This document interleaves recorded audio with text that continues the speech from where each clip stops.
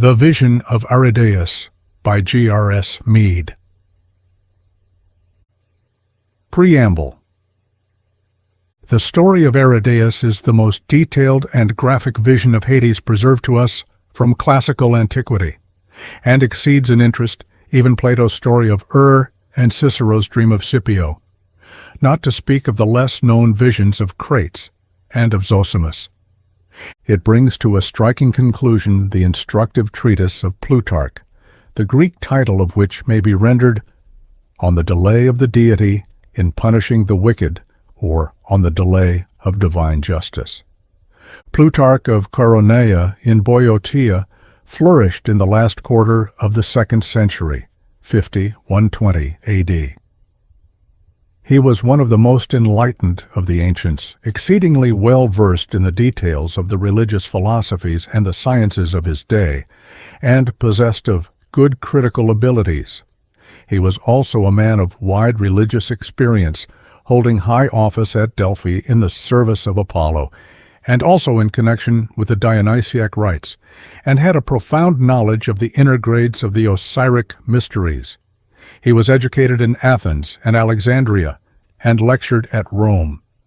Plutarch is one of our most valuable sources of information on the Hellenic and Hellenistic theology, theosophy, and mystagogy of the 1st century, and is therefore indispensable in any comparative study of the Gnosis. Our philosopher has been variously styled a Platonist, Neoplatonist, eclectic, ethicist, and syncretist. But it is very difficult to label Plutarch precisely, for as Dr. John Oaksmith, in his instructive essay, The Religion of Plutarch, A Pagan Creed of Apostolic Times, London 1902, says, he suggested a frame of mind rather than inculcated a body of dogma.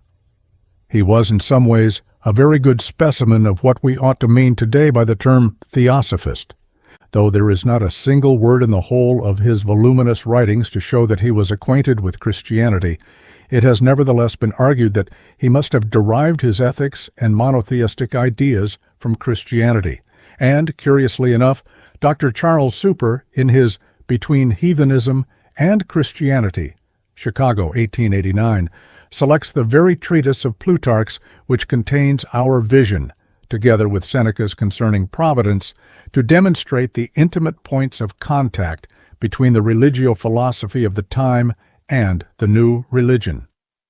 We have, however, shown at length in the Prolegomena of Thrice Greatest Hermes that the doctrines of Hellenistic theology, theosophy, and gnosis were widespread in the 1st century, and had in many ways a common language with the books of the New Testament writers. There is, however, no question of direct plagiarism on either side. The Vision of Aridæus is of interest in many ways, and doubtless that interest would be increased for us if we could be persuaded with Count Joseph de Maistre that it is permissible to believe that Dante took the general idea of his Inferno from the description of the punishments in our vision, as de Maistre writes in his translation of the treatise, Paris, 1856. I must, however, leave the suggestion to Dante scholars with the remark that it is now proved, especially by the work of Dr. G.E. Sandys, that the Renaissance of classical studies began long before the capture of Constantinople in the days of Petrarch and Boccaccio. Concerning the source and composition of the vision and how Plutarch intended us to take it, as many opinions may be held as in the case of the better-known vision of in Plato. I would, however, myself suggest that the key to the situation is to be found in the following passage of our philosopher Mystagogue. When a man dies, he goes through the same experiences as those who have their consciousness increased in the mysteries. Thus, in the terms teleuten, to die, and teleestai, to be initiated, we have an exact correspondence, word to word, and fact to fact. First of all, there are wanderings and wearying journeyings and paths on which we look with suspicion, and that seem to have no end. Then, before the end, every kind of terror, shuddering, trembling, sweating, stupor. But at last, a marvelous light shines out to meet Pure spots and far fields welcome us with song and dance and the solemnities of sacred sounds and holy sights. In which state he who has already perfected himself in all things and received initiation reaches his full freedom, and passing everywhere at will, receives the crown and accomplishes his mystery in communion with the holy and pure, gazing down upon the unpurified multitude of the uninitiated who are still in life, wallowing in the deep mire and mist, and herded together below him, abiding in misery from fear of death and want of faith in the blessedness of the soul life. For you should know that the intercourse and conjunction of the soul with body is contrary to nature. The further consideration of this suggestion, however, will more conveniently come later, when the reader has become acquainted with the vision. The treatise is in the form of a Platonic dialogue. The persons of the dialogue are Plutarch himself, who is the chief speaker, Patroclus, his son-in-law, Timon, his brother, and Olympicus, an intimate friend. The scene is the portico of the temple of Apollo at Delphi. The tract is addressed to a certain Quintus, who must have been a Roman, but of whom nothing further is known. In the course of his argument, Plutarch remarks that no punishment is more distressing and makes us more ashamed than to see our children suffering through our misdeeds. And if the soul of an impious lawbreaker could, after death, see his children or friends or family in great adversity because of him, and paying the penalty of his misdeeds, no one would ever be able to persuade him, even for the wealth of Zeus, to be unjust or licentious again on his return to earth. I could tell you a true story, logos, which I lately heard, he continues, but I'm afraid you would think it a tale, mythos. I therefore confine myself to probability only. As, however, the others pressed for the story, Plutarch replied, "Permit me first to finish the argument as to probabilities, and then, if you like, I will set the tale going, if indeed it be a tale." Plutarch here evidently intends it to be understood that for him the story is logos and not mythos, and by logos he means, as evidently, that it is based on fact and not probability. This is plain from his own words, and is further strengthened by the general use at the date of the word logos for a serious narrative, especially a sacred discourse or a story of initiation. It is further of interest to note that Plato, at the end of his story of the Vision of refers to it as a mythos. Can Plutarch have had this in mind, and does he wish to draw a distinction between his logos and the famous myth of Plato? It is more than probable that the myths of Plato had been frequently discussed in the schools, and that there were very various opinions as to how they were to be taken. The term myth had fallen into disrepute among the learned, and Plutarch here, as elsewhere, uses logos as a better description of a narrative connected with the doctrines of initiation. Plutarch tells us that the hero of his story was a certain ARIDAEUS of Soli, a town on the sea-coast of Asia Minor. He was an intimate friend of Protogenes of Tarsus, who stayed with Plutarch for some time at Delphi. ARIDAEUS related his experiences to Protogenes and other intimate friends, and so we may suppose that Plutarch first heard the story from Protogenes, and finding it somewhat in keeping with what he himself had been taught or seen dramatically represented in one or other of the initiatory rites through which he had passed, he polished it up and amplified it to suit his purpose. This ARIDAEUS had lived a notorious life of great profligacy and villainy. He was a sort of millionaire scoundrel of the period. Report had it that on his sending to ask the oracle of Amphilochus at Malus in Cilicia whether there was any chance of his living a better life for the rest of his days, he received the reply that he would do better when he was dead. Shortly after, ARIDAEUS had a severe fall, and though he broke no bones, the shock did for him. 3 days later, just as they were about to bury him, he recovered consciousness. After this unpleasant experience, ARIDAEUS became an entirely reformed character of quite exemplary virtue. Such a startling change could not pass unnoticed, but it was only to a few of his greatest friends that he told what had happened to him during the 3 days. The story runs as follows. The Vision. When his consciousness passed out of the body, he experienced from the change the same sort of sensation that a sailor would who had been swept overboard into the deep water. Then, coming up a little, he seemed to breathe in every part of him, and to see on every side at once, as though the soul, the single eye, had been opened. Of objects with which he had been previously familiar, he saw none save the stars. They were, however, of stupendous size and at enormous distances from one another, and poured forth a marvelous radiance of color and sound, so that the soul riding smoothly in the light, as a ship in calm weather, sailed easily and swiftly in every direction. Omitting most of the things he saw, he said that the souls of the dead, in passing from below upwards, formed a flame-like bubble from which the air was excluded. Then the bubble quietly broke, and they came forth with men-like forms and well-knit frames. They, however, differed in their movements. Some leaped out with wonderful lightness and darted straight up, but others kept turning around together in a circle like spindles, bobbing up and down, with a mixed and confused motion, which recovered its balance only after a long time and with great difficulty. As to the majority of them, he did not know who they were. He recognized, however, 2 or 3 acquaintances, and tried to join them and enter into conversation. They, however, neither heard him, nor were they themselves.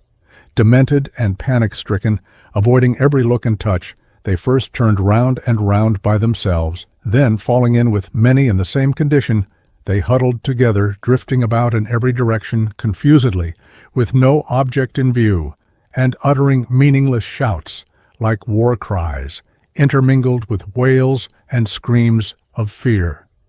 Other souls, however, were to be seen above at the top of the envelope or surround, shining with joy, frequently approaching one another in friendly intercourse, but avoiding the troubled souls below them. They seemed to show their dislike by drawing themselves together into themselves, and their joy and delight by expansion and extension.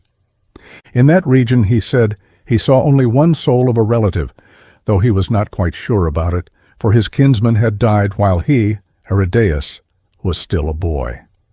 However, he came up to him and said, "Welcome, Thespesius." And on his replying in surprise that his name was not Thespesius, but ARIDAEUS, the other remarked, "It was ARIDAEUS. But from henceforth it will be Thespesius, that is, sent by the gods.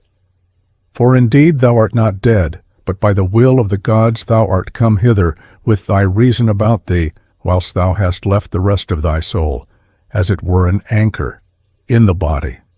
And this thou mayest now and hereafter prove to thyself by the fact that the souls of the dead cast no shadow, and never close their eyelids." On hearing this, Thespesius set himself the more to use his rational faculties, and, taking a closer look, he saw that he had a faint and shadowy outline attached to him, while they, the dead, shone all round and were transparent, though not all in the same way. For some were like the purest full moon light, emitting one smooth, continuous, and even color, while others had patches across them or narrow strips. Others again were quite mottled, extraordinary sights, dappled with livid spots like adders, and others had faint scratches.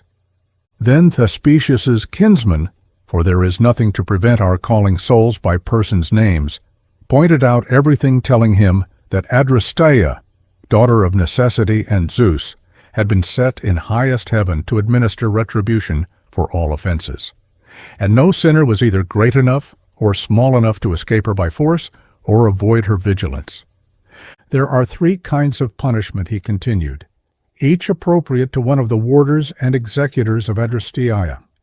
For speedy punishment, poin, deals with those who are chastised at once, in the body and through their bodies, but in somewhat mild fashion, since many offenses are passed over as requiring purification only. In the case of those, however, whose moral cure is a more serious business, they are handed over by their conscience daemon to Justice Dyke after their decease. And finally, in the case of those who are rejected by justice as altogether incurable, Fury, Erinis, the third and most implacable of ARIDAEUS' ministers, pursues them as they wander and flee, some one way, some another, and pitifully and cruelly undoes them all and thrusts them down into a state of which we can neither speak nor think. Of these three kinds of correction, he said, that which is effected by punishment while a man is still alive resembles a method of chastisement in vogue with the Persians, among others, when they strip the clothes and headdresses off the culprits and scourge the former, while the latter entreat them with tears to stop.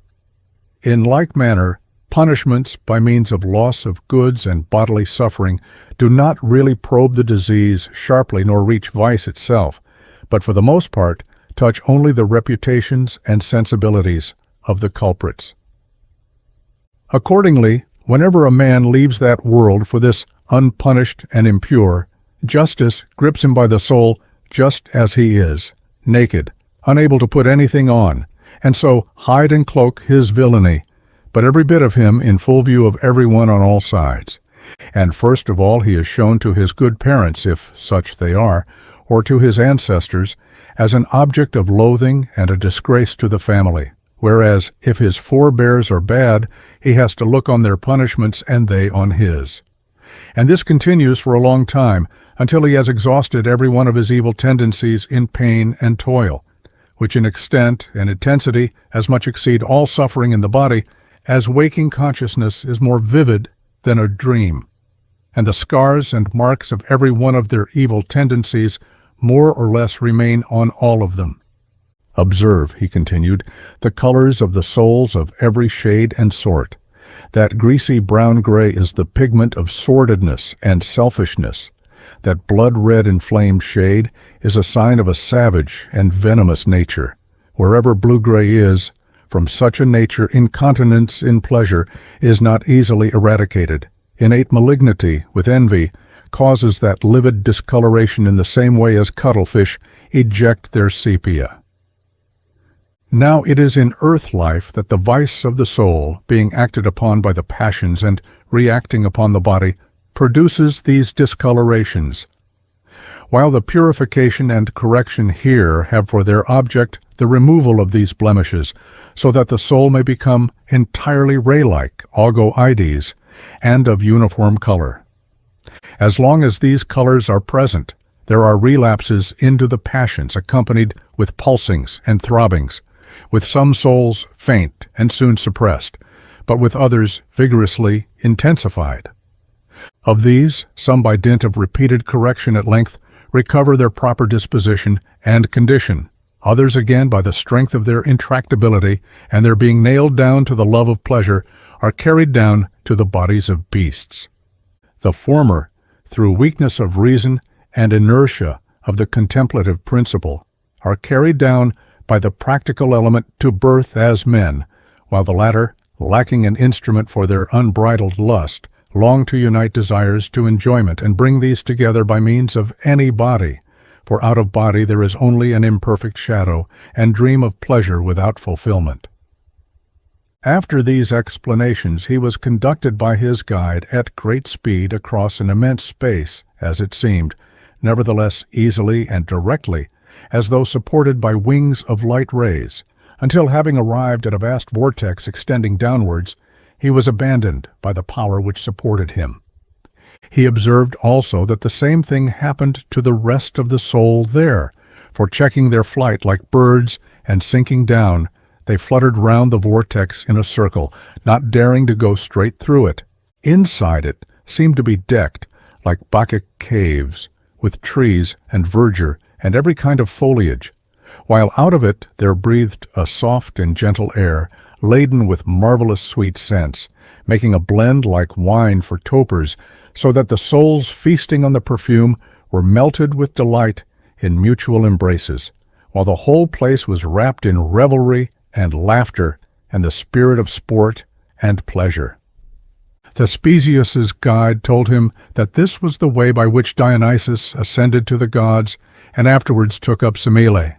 It was called the place of oblivion, Lethe.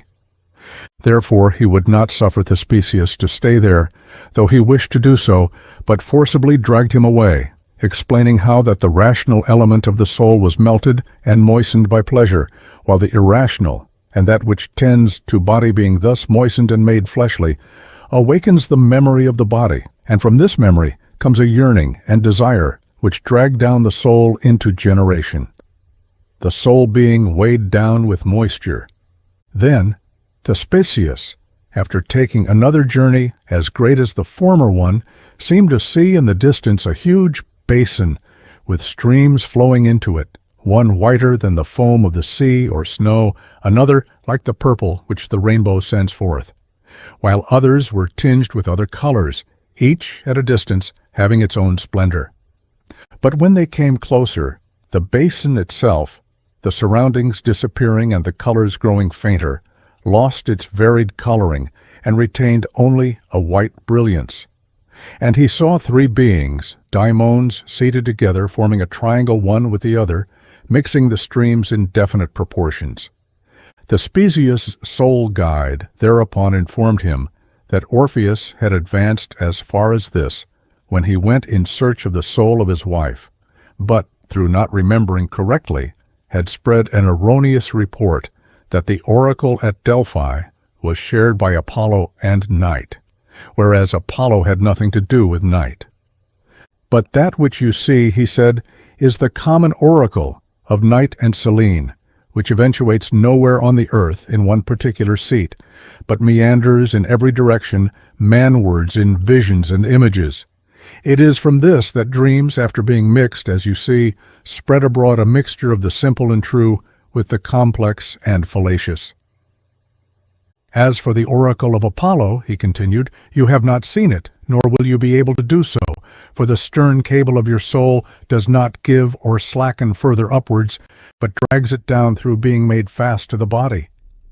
At the same time his guide brought him closer and tried to show him the light which streamed from the tripod, as he explained, through the bosom of Themis, and rested upon Parnassus.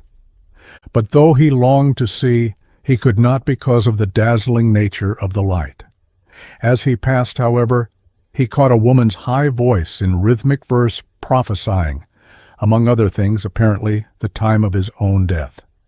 His genius, Daimon, told him that this was the voice of the Sibyl, who sings of things to come as she circles in the face of the moon. He would therefore have liked to hear more, but was driven in the opposite direction by the moon's impetus, as in the eddies of a whirlpool. So he heard but little, but that little contained a prophecy about Mount Vesuvius and the destruction of Dicearcheia by fire, and a scrap about the reigning emperor, which ran, being good by sickness will he leave his throne. After this they turned back to see the punishments, and first of all, nothing but distressing and pitiful sights met their eyes, till suddenly Thespesius, without at all expecting it, came across his own friends, kinsfolk, and intimates in torment. And they, in their terrible sufferings and unseemly and painful chastisements, lamented and wept aloud to him. And last of all he looked down upon his own father, emerging from some sort of a pit, covered with marks and scars, stretching out his hands to him. He was no longer allowed to keep silence, but compelled by the authorities to confess that his hands were stained with the blood of some wealthy strangers he had poisoned. On earth he had completely succeeding in escaping detection, but in the after state all was brought home to him. For part of his crimes he had already been punished, but for the rest he had still to suffer. But so great were Thespesius's consternation and terror that he dared not intercede or entreat for his father. When, however, he would have turned and fled, he could no longer see his gentle and familiar guide, but was thrust forward by others of terrifying appearance, and as though there were no choice but to go through with the business. Thus he had to see that the shades of those who were known to be bad and had been punished in earth life did not get such a dressing, as they had already done hard labor for their irrational and passionate natures, whereas those who had passed their lives in undetected vice, under cloak and show of virtue, were forced by those who surrounded them to turn their souls inside out in throes of pain, wriggling in unnatural contortions, just as sea polyps turn themselves inside out after swallowing the hook. Some of these they flayed, and peeling off their skins, showed them covered with spots and festering sores, owing to the diseased condition of their rational and ruling principle. Others, he said, he saw entwined like snakes, 2, 3, or more together, malevolently devouring one another in revenge for what they had suffered or done to each other while living. There were further 3 lakes alongside one another, one of boiling hot gold, one of lead, bitterly cold, another of iron, terribly hard, and there were demons on duty who, just like smiths with tongs, put in and took out the souls of those who suffered from the vice of insatiable greed and avarice. After they had been made red-hot and transparent by firing them in the gold lake, they thrust them into the lead one and gave them a bath in it. And after they had been frozen there and made as hard as hail, they further transferred them into the lake of iron. There they became terribly black, and after being smashed up by its hardness and crushed to atoms, they changed their shapes. They were then in this state taken back to the gold lake, suffering, he said, terrible agonies in their transformations. But the most pitiable sufferings of all, Thespesius declared, were those of the souls who, when they seemed to have at last got their discharge from justice, were arrested again. These were the souls of those whose crimes had been visited on their children or descendants. For whenever one of the latter happened to come up, he fell upon the criminal in a rage, crying out against him, and showing him the marks of his sufferings, reproaching him, and pursuing after him. And though he tried to get away and hide himself, he could not, for the chastisers speedily hunted them back to justice and constrained them all over again, in spite of their pitiful cries for mercy, owing to what they already knew of the punishments in store. And to some of them, he said, many of the souls of their descendants attached themselves, just like bees or bats, crowding thick upon each other and gibbering in anger at the memory of what they had suffered through them. Last of all, he saw the souls of this class who were returning to birth, being forcibly turned into all sorts of beasts, having their shapes changed by the shapers of animals, with blows of curious instruments. In some cases, they hammered the whole of their parts together. In others, they twisted them back, and some parts they planed off smooth and got rid of them entirely, so that they might be fitted to other habits and modes of life. Among them he saw the soul of Nero in a bad state generally, and pierced with red-hot nails. The smiths had in hand for it the form of Pindar's viper, in which it would be conceived and come to life by gnawing itself through its mother. Hereupon, he said, a great light suddenly shone forth, and a voice from the light was heard giving orders to change it into a milder type, and devise a creature that croaks round marshes and lakes. He had been already punished for his crimes, and now some favor was due to him from the gods for having freed Greece, the most excellent nation of his subjects, and the one dearest to the gods. This was as far as Thespesius got in his vision. When, however, he was going to turn back, he had a most terrible fright, for a woman of amazing form and size seized hold of him with the words, "Come thou to me, so that thou mayest the better remember the details." And she was just going to use on him a red-hot stylus, like encaustic painters, when another woman stopped her. Then, as though he were suddenly sucked through a tube by a terribly strong and violent in-breath, he lit in his body and woke up just as they were on the point of burying him. Comments. The consideration of this story of vision opens up so many important questions that the main difficulty is to compress within the limits of this small volume a portion of what might be written. I shall therefore attempt to touch on some of the more general points of interest only. We first notice that the consciousness of the soul passes from what we may call the plane of earth to that of water. And it is probably from this, which seems to be a somewhat general fact of psychic experience, that the glyphs of water, sea, ocean, etc.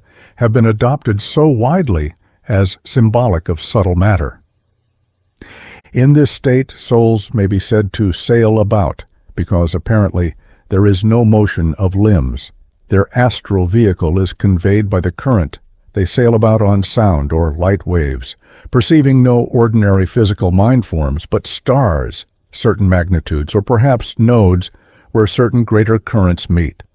Or if we must interpret this sublime spectacle in a more physical sense, it may be said to pertain to the region beyond the lower Earth atmosphere, where sight is unobscured by that atmosphere. The single eye is a Platonic term. The flame-like bubble vehicling the souls of the dead is a graphic phrase that reminds us admirably of all we have heard of what has been called, in modern theosophy, the auric envelope. But why is the air said to be excluded from it? If it is permissible to lay stress on the point, I would suggest that it is because what is called here air, in connection with what has been previously called earth and water, is that which brings with it proper self-consciousness. Fire, water, and earth play together to make the forms. If the bubbles had had air in them, they would have been fully developed proper souls, capable of looking at themselves, considering, and studying themselves from without personality. The bubbles thus pertain to a lower state of development, namely the watery spheres. But I fear that this mode of interpretation may perhaps prove slightly perplexing, and I will therefore not pursue it.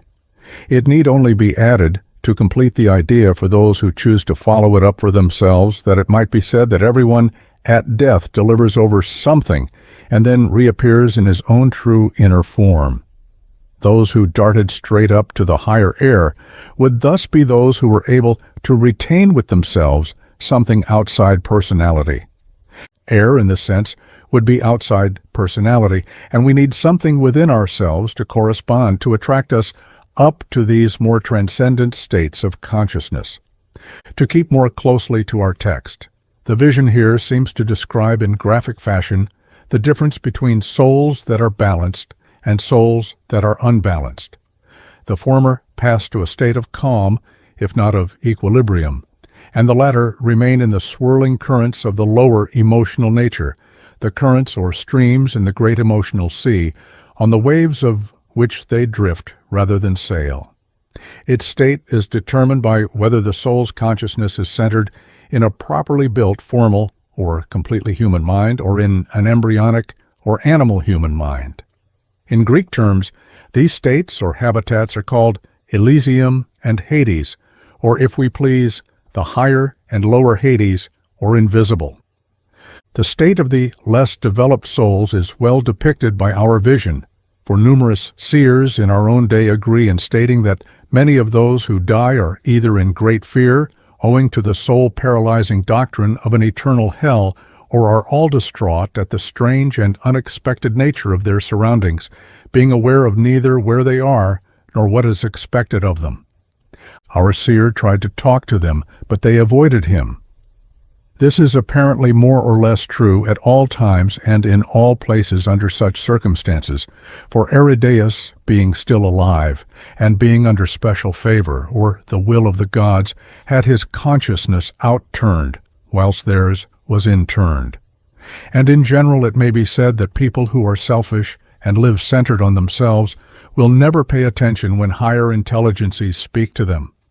Fear is another characteristic of souls in this state. They always think external forces are going to injure them. This is presumably because it stops their own self-meditation, which is their only idea of happiness. The envelope or surround that contained Elysium and Hades was thought of by the ancients as extending as far as the moon, for they generally thought of the after-death state from a purely objective physical standpoint. The moon was thus the physical moon, and the sublunary regions were the Earth's atmosphere as far as the moon. Mystically, the sublunary are the states ruled by the moon. the mystic mother who weaves the silver ghosts that dance round all, up to a certain stage in evolution, when the sun of the true mind shines forth with golden rays. With regard to souls in the higher portions of the surround, the Elysian state proper or higher heaven world, the unselfish, outward-looking characteristic of mind always brings joy, radiant joy, which in its fairest modes may well be thought to go forth so as to benefit all the world. There should always be a large capacity for such joy in any soul that is really and truly thus turned outward and is growing fast. Such souls expand to show joy. This expansion connotes at the same time adhering and clinging to the beloved object. The two expand till they embrace and interpenetrate, for love interpenetrates. The change of name from ARIDAEUS to Thespesius is to be noted. Change of name is found in almost all initiatory rites and corresponds to an inner change of power. In the mystery language of the Greeks, the epopt may be said to meet with the psychopomp. The soul meets with a more ancient kinsman belonging to the family of its higher self. The soul of ARIDAEUS was still attached to the body by a link, which when translated into terms of physical vision, appeared as a cord. This has been very frequently seen by seers. It corresponds with the umbilical cord of the child. There is apparently a corresponding connection between any two vehicles of man's consciousness. But whereas on the physical plane it is a cord, on other planes it would be better, perhaps, to think of it as a superphysical, magnetic, psychic, mental, etc. connection. ARIDAEUS is next told to notice that the souls of the dead never close their eyelids, and it has been remarked by many that ghosts and apparitions of the dead never do so. The natural closing of the eyes is normally conditioned in our world by alternations of light and darkness, depending on the revolution of the earth. But in the subtle state of matter, where the solid earth does not intervene to shut out the sunlight, the realm of the astral light, there are no alternations of light and darkness. It is said that the gods never close their eyes, and there is also an apocryphal legend that tells us the same of Jesus. The shadow, again, which ARIDAEUS throws, owing to his still being alive, and not one of the dead, is presumably some portion of subtle physical matter which clouds his psychic envelope, in that he was still anchored to his body, by means of what we may call a psychophysical magnetic current. Mystically, it may be said that while the physical external sun casts a shadow, when we are our own sun, we do not cast a shadow. Again, mystically, it may be said that it is the mind in man which casts shadow and gives position relative to the inward sun. The dead, again in this connection, may also mean those who have retired right out of the physical and mental form and are struggling in either the lower or higher soul state. It is said that there are states of subtle matter analogous to the solid, liquid, and gaseous states of the physical, synthesized by a fourth, the etheric, or again, the earthy, watery, airy, fiery states synthesized by the fifth, or quintessence, according to the immemorial scheme of the four elements, or again of seven, perhaps by a duplication of the first category. After death, it is said the soul, or rather the psychic envelope, passed through corresponding stages, gradually shedding off the denser phases and becoming more and more ethereal. This subtle matter and all of its phases are luminiferous, and with this in mind it is easy to follow the idea of the light colors playing over and through the soul envelope, and to understand how they are of different radiance according to the phase of substance which is dominant in this subtle envelope. The majority of humans, it is said, spend most of their after-death existence in such conditions. But it would seem that the intermediary state and the heaven state are conditioned by modes of motion rather than by form. I can well believe that we do not die in order to live in another kind of a prison house of a subtle body of form, but rather that we die to experience the exact opposite of what we experience on earth, to be turned, as it were, inside out, to revivify ourselves, to live in a state where form is ever interchangeable and power or life is the law or rule or guiding principle. Most people, if we can believe our text is based upon a foundation of true vision, are carried about on the psychic streams. Those who have built themselves a formal mind preserve their balance and sail about in the sea very happily. Those whose mentality is only slightly developed and have no right tendencies wobble about, so to speak, and get somewhat giddy, we may suppose. More advanced souls who have built themselves what is called a formless mind enter the spiritual state.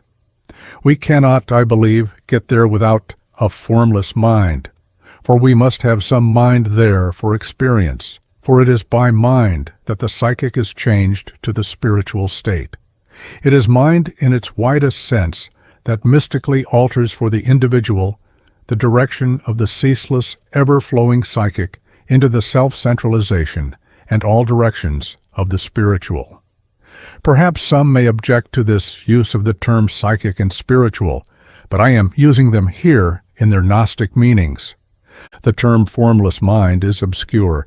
It represents the Sanskrit era pa, and I here mean by it the power of mind deduced from its forms.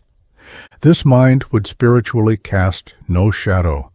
It would give its possessor the capacity of seeing round himself, so to say, observing that which was other than himself, for the fundamental principle of mind is to observe that which is not oneself.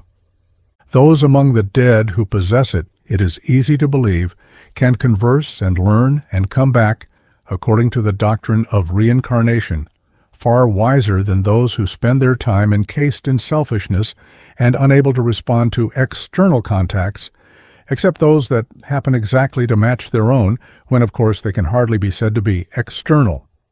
If they are in unison, there is not much to be learned. We have next an exposition of the karmic powers at work in the world. First, there is the unmanifest, then the manifested or creative logos, Zeus in his mode of self-limitation, that is to say, with his counterpart, spouse, power, or syzygy, necessity. The daughter of Zeus and necessity is ARIDAEUS, the inevitable, she from whom none can escape, literally, the karmic law. Servants to her are the three great powers, punishment or retribution, justice and fury or vengeance. Thus there are 7 great karmic powers in all. This may be said to be the hierarchy of the justice side of the logos. The hierarchy of the mercy side is another, and yet, perchance, the same. Punishment has earth assigned to her as her field of operation. To justice is assigned the realm of Hades.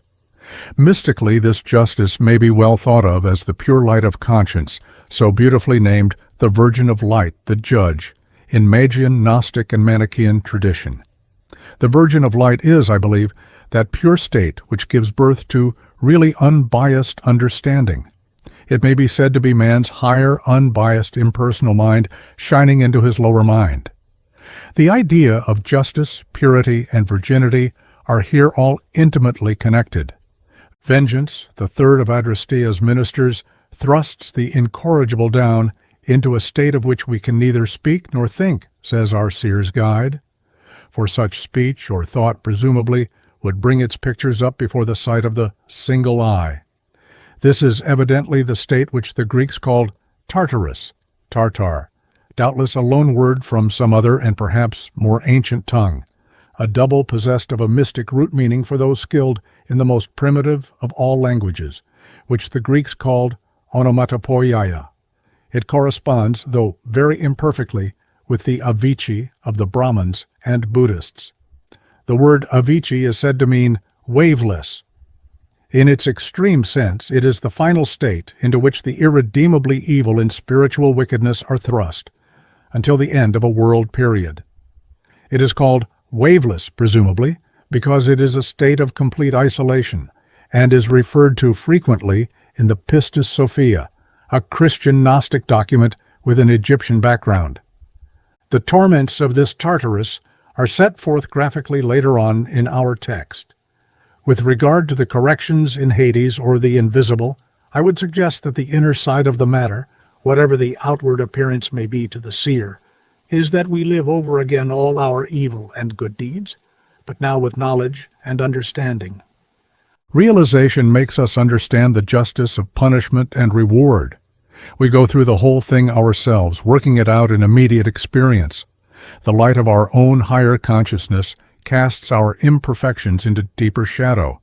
Our thoughts and emotions become objective to us, and the problems are worked out in very convincing dramatic incidents of a most intimate nature, supplied by the kaleidoscopic memory of the pictures of past deeds. We are stripped naked to ourselves, and hence, to the world of our consciousness, we can no longer deceive. This stripping naked is an indispensable condition of progress, and this is why we must be utterly honest with ourselves. We thus may be said, in trampling on the garment of shame, to lose all shame. Naked we go to the naked, that is, to the pure.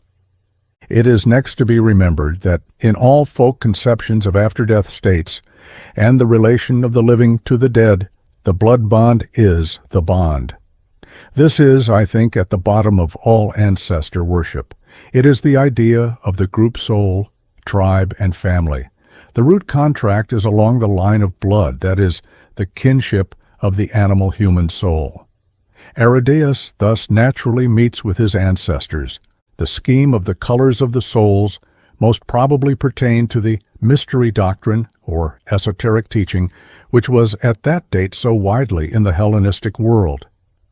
Thus, referring to Jacob's dream of the white and spotted and ring-straked and speckled kine, Philo of Alexandria tells us that this must be taken as an allegory of souls. The first class of souls, he says, is white.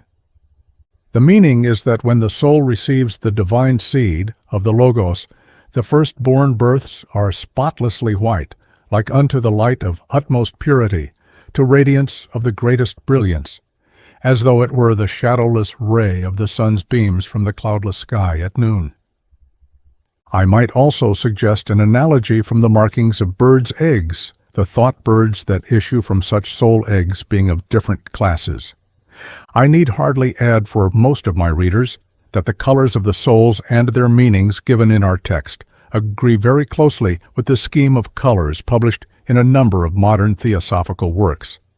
In connection with these colors and the purification of souls, Plutarch gives us an interesting piece of information concerning the philosophy and psychology of the doctrine of metempsychosis, as held in his day, when he writes, "The former souls, through weakness of reason and inertia of the contemplative principle, are carried down by the practical element to birth as men, while the latter, lacking an instrument for their unbridled lust, long to unite desires to enjoyment and bring them together by means of any body. For out of body there is for such souls only an imperfect shadow and dream of pleasure, without fulfillment." The contemplative and practical elements of the soul may be usefully compared with the qualities or modes, gunas, of nature, which the Indian philosophers characterize respectively as pure, sattvika, the symbolical color of which is white, and passionate, rajasa color red, though indeed it is very difficult to find English equivalents for the root meanings of these Sanskrit terms. According to Proclus, the contemplative, or theoretic, and the practical are the higher and lower tendencies of the rational principle, logos. The term theoretic has nothing to do with the modern meaning of the word, but is derived from theoria, which signifies direct sight or eye-to-eye knowledge, gnosis. Macrobius tells us further that the former is ruled by Saturn and the latter by Jupiter. According to the mythology, or rather theology of the Greeks, Kronos, Saturn, was father of Zeus, Jupiter. Zeus may here be said to be the fabricative power of the Logos. Porphyry, in his introduction to the philosophy of Plotinus, tells us that the contemplative or theoretic life has 3 grades of virtues, the highest of which is the ideal or paradigmatic, pertaining to the spiritual, formless mind alone. These are the Uranic powers latent in man, Uranus being father of Kronos. They transcend the rest of the soul powers, just as the type or paradigm transcends the image.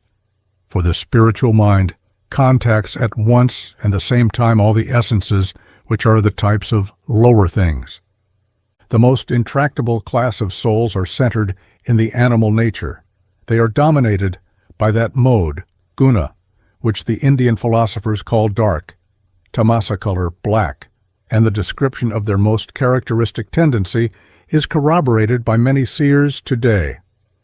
When this mode is in the ascendant, then, and only then, it is said, is retrogression into the nature of an animal possible. Such a soul allies itself with the irrational.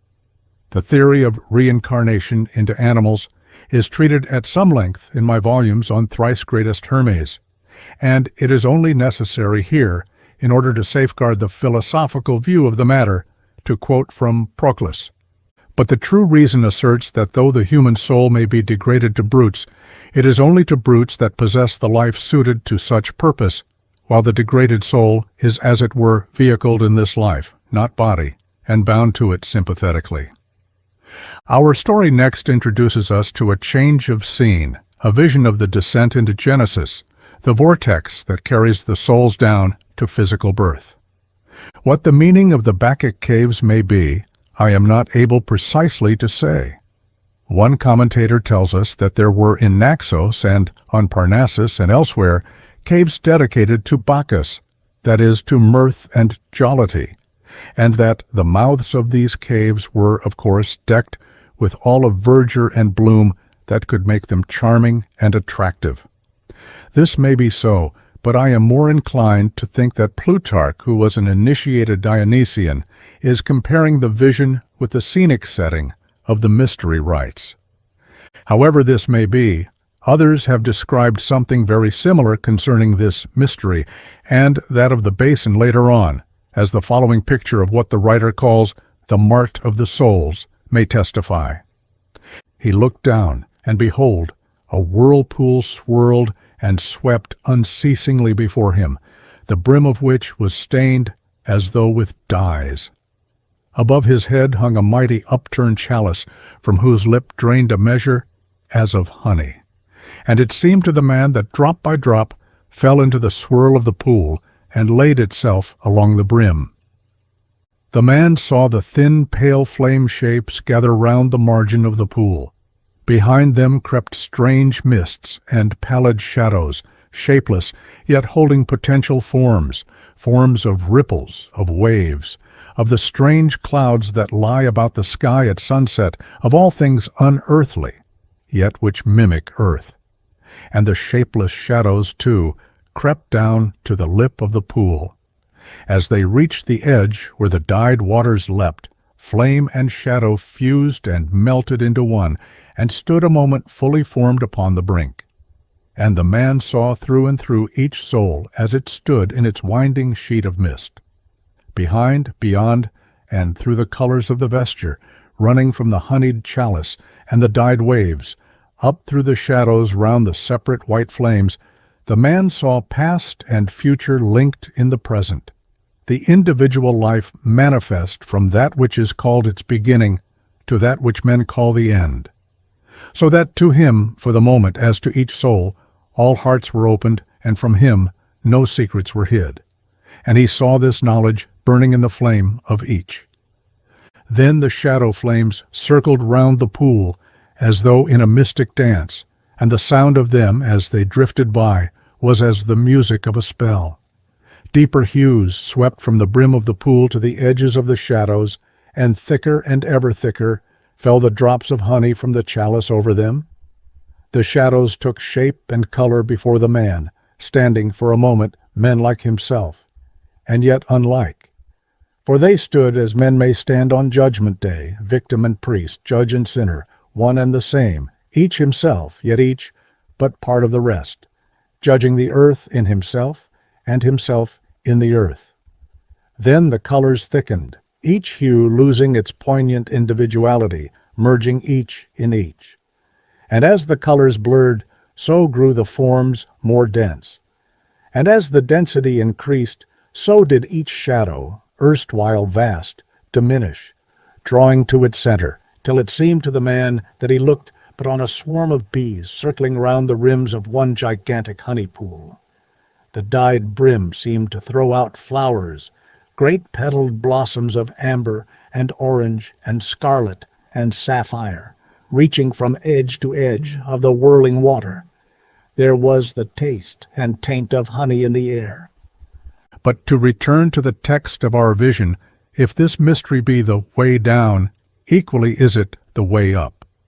It was the way by which Dionysus ascended to the gods. Here again, I think, Plutarch refers to a mystery myth into which he was initiated. Generally, it may be said to refer to the greater mysteries, those of regeneration, the way up, while the lesser mysteries, those of generation, pertain to the way down. The young Bacchus, the Iacchos of the mysteries, after his own ascent, took up his mother to the gods, the Assumption. Semele, in giving birth to Bacchus, the son of Zeus, the creative power of the Logos, is said to have been killed and subsequently restored by her son to life among the gods under a changed name. Mystically, the soul is said to die in giving birth to itself on this plane. The child thus born may in its turn, in the case of one truly regenerate, become the savior of its mother, and raise her from the dead to spiritual life among the immortals. In Christian Gnostic tradition, this was shown forth at great length in the Sophia Mythos, or wisdom myth. The Christ rescues and raises the fallen and dead, Sophia or soul. Speaking of this vortex, which is also called crater, mixing bowl, or basin, Macrobius writes, Plato speaks of this in the Phaedo and says that the soul is dragged back into body, hurried down by a new intoxication, desiring to taste a fresh draught of the overflow of matter, whereby it is weighed down and brought back to earth. The astral crater of Dionysus is a symbol of this mystery, and this is what the ancients called the river of Lethe. I have treated of these matters at length in the volumes already referred to. It is necessary, however, to remind ourselves that all these mystery terms may be taken in a number of senses. I have here attempted to suggest only the meaning which seems most suited to the text. The river of Lethe, or place of oblivion, separates all states and planes from one another. Happy he who can remember and cross it safely, whenever and wherever it meets him. The scene again changes, and the vision is that of the way up of the seer, the same mystery as before, but from another point of view. For if there is a plane of forgetfulness, there is also a plane of truth of which the scene in our vision is a reflection. For Plutarch elsewhere, speaking of the great triangle of the universe, writes, The area of the triangle is the common hearth of all, and is called the plane of truth, in which the logoi and ideas and paradigms of all things which have been and which shall be lie immutable, and the aeon or eternity being round them, time flows down upon the world like a stream. And the sight and contemplation of these things are possible for the souls of men only once in 10,000 years, should they have lived a virtuous life. That is to say, I believe, following the tradition of the Pythagoreans, 10 by 10 by 10 by 10, the completion or perfection, 10, of all the possibilities of the square, 4, of matter, as contrasted with the triangle, 3, of spirit. Plutarch continues, in this, I think, speaking of what he knew or had been taught. And the highest of our initiations here below is only the dream of that true vision and initiation, and the discourses delivered in the mysteries have been carefully devised to awaken the memory of the sublime things above, or else are to no purpose. But to return to our text and the lunar reflection of this eternal sunland, the statement that Orpheus had advanced as far as this only must, I think, be taken as an indication of jalousie de métier. Plutarch was high priest of Apollo at Delphi, and had doubtless a bone of contention to pick either with his Orphic contemporaries or with the Orphic tradition, which had perhaps belittled the Delphic oracle. However this may be, this crater is declared to be the oracle of Selene, the moon. That is to say, it pertained to all sublunary dreams and visions, a mixture of the simple and true with the complex and fallacious. Beyond this Aridæus could not see, for thereafter began the true light world, glimpses of which are so marvelously portrayed in Gnostic tradition. Aridæus was still bound to the body, and had not yet been made pure or freed himself from the world illusion, as the Hermes mystics called it. The light of the spiritual sun streamed from the supernal tripod, or triangle, of the plane of truth through the bosom of Themis. Themis is fabled to have been the daughter of Uranus and Gaia, of heaven and earth, the primeval cosmic pair, or syzygy. Themis is order, truth, equity. The tradition of the Delphians was that their oracle was first possessed by Gaia, then by Themis, whom antiquity regarded as a very ancient prophetic divinity, and finally by Apollo. Parnassus was their holy mount. The whole symbolism, therefore, agrees with many another mystic tradition, in which the mount of contemplation must be ascended before the sunrise can be seen. But this was not for Aridæus as yet. He could not see, he could only hear, the voice of the Sibyl. Legend supposed that the so-called face of the moon was that of the Sibyl, gazing down upon the earth and singing its fate and that of its dwellers as she circled round. The prophecies we must, I suppose, take as we take those of the Jewish Sibyllines, that is, as after the event. The famous eruption of Vesuvius took place in 79 A.D., and this event is said to have been foretold in the Roman Sibylline books. Dicearcheia was one of the towns destroyed, afterwards called Puteoli, the modern Pozzuoli. As Vespasian died of disease and was not assassinated, as were so many of the emperors, also in 79 A.D., we may perhaps have here an indication of a date terminus of our story, or of the writing of the treatise of Plutarch, if that is of any importance. The scene next changes to a gruesome vision of the Inferno, where it is to be noted that his terror deprived the seer of the presence of his gentle and familiar guide, and immersed him in all the horrors of the infernal living picture gallery. The idea of being turned inside out in the afterstate is graphically compared with the sea polyps, or scolopendra, a fish that was supposed by the ancients to have the power occasionally of throwing out its intestines. When caught by a hook, it was fabled to eject its entrails, remove the hook, and then take them in again, an excellent philologic romance that does not, however, seem to have come down to the medieval bestiaries. When used of the soul, it suggests that the inner became as the outer, and the outer as the inner. That is to say, in earth life, the modes of passion are ever-changing, while the external form remains the same, whereas in this state of soul life, the ruling modes of passion are more constant, and the external forms are ever-changing. In other words, the passions may be said to objectivize themselves, in that they immediately work out or clothe themselves in appropriate forms. We next come to the lakes of the Inferno, there being 3 of them, the root number of the tradition in which our vision has its setting. The lakes and the alchemical processes suggest that the background of the whole picture had its original in Egypt. The scene appears to depict symbolically the preparation of degenerate souls prior to their being vehicled in the life of an animal. From the standpoint of mystic psychology, this concerns the configuration of the passional nature, or that nature which man shares with the animal, and may be said to be connected with types of mind that may be classified by parallels drawn from the types of animals, the lords of which are the sacred animals.